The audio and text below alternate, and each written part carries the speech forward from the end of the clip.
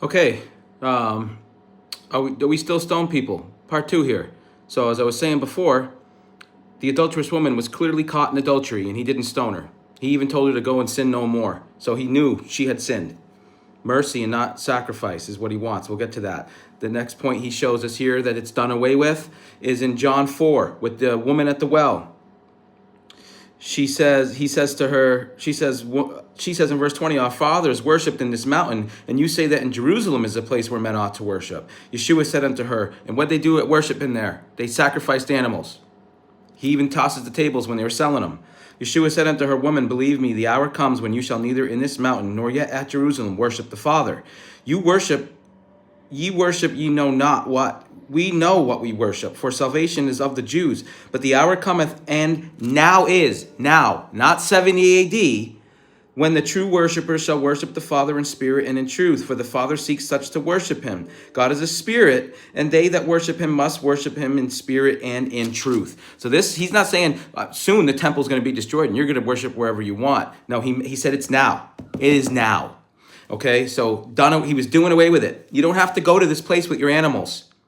You can worship him. You can pray. He doesn't desire sacrifices. He tells us, if we go to Matthew 9, the banger here is in 13, but check it out. In verse 10, and it came to pass as Yeshua sat at meat in the house, behold, many publicans and sinners came and sat down with him and his disciples. And when the Pharisees saw it, they said unto his disciples, why eateth your master with publicans and sinners? But when Yeshua heard what they had said to him, he said to them, they that be whole need not a physician, but they that are sick. But go ye and learn what this means. I will have mercy and not sacrifice, for I am not come to call the righteous, but sinners to repentance.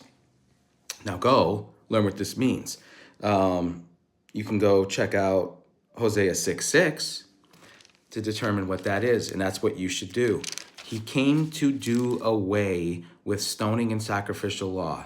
He came to refresh the covenant. Deuteronomy 18, start at verse 15, read Deuteronomy 5. He refreshed it to before the golden calf.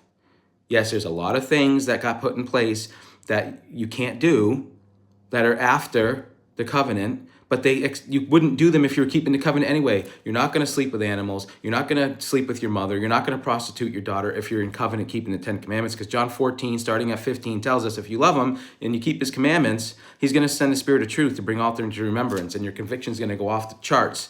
You're not going to need a written law to follow. No stoning.